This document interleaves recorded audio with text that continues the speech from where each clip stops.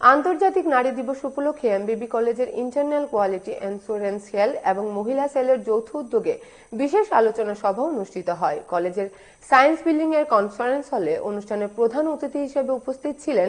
বিধানসভার মুখ্য সচেতন কল্যাণী রায়, সাথে ছিলেন মহিলা কমিশনের চেয়ারপারসন ঝর্ণা দেববর্মা সহ অন্যান্যরা।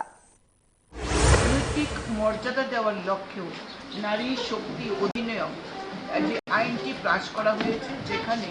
মেয়েরা যাতে বেশিরভাগ রাজনীতিতে অংশগ্রহণ করতে পারে, সেটা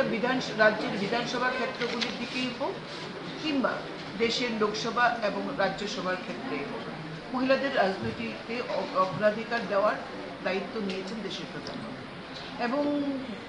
মহিলার বিষয়ক যত যোজনা রয়েছে সরকারি, সেটা কিন্তু দেশের এবং আমাদের রাজ্যের মহিলারা সেই সুবিধাগুলো পাচ্ছেন। এবং আমাদের রাজ্য সরকার প্রফেসর ডক্টর মানিক সাহা, আমাদের রাজ্যের মুখ্যমন্ত্রী, তিনি কিন্তু 33% রিজার্ভেশন মহিলাদের জন্য করেছেন, সেটা চাকরির ক্ষেত্রে হোক কিংবা অন্যান্য যে কোনো ক্ষেত্রে একটা অগ্রাধিকার দেওয়া হয়েছে, যেখানে এই ধরনের সুযোগ আগে মহিলাদের দেওয়া হতো না। গত 9 তারিখে আপনারা জানেন আস্তাবল ময়দানে বিশাল একটা জনসভা গেছে, সেখানে আমাদের সর্বভারতীয় সভাপতি জেপি নাড্ডাজি অর্থাৎ দেশের স্বাস্থ্যমন্ত্রী নাড্ডাজি ঘোষণা করেছেন প্রধানমন্ত্রীর একটা স্কিম, যেখানে বিপিএল পরিবারে কোনো কন্যা সন্তান হলে পরে তার জন্য 50,000 টাকার একটা বন্ড দেওয়া হবে, যেটা তার 18 বছর বয়সে 10 লাখ টাকা হবে,